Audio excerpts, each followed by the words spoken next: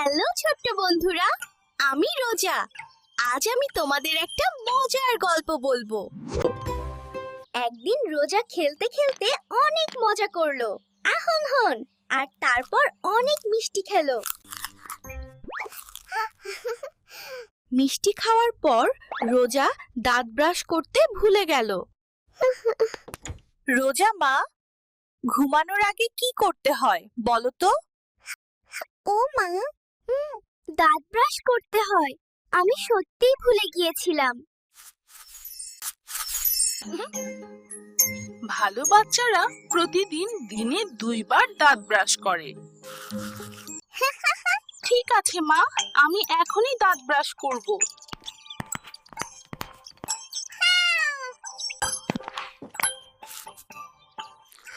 দেখো বন্ধুরা, আমি খুব ভালো করে দাঁত ব্রাশ করছি।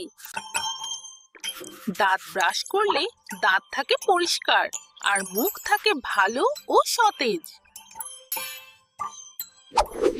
তোমরাও কি দিনে 2 বার দাঁত ব্রাশ করো?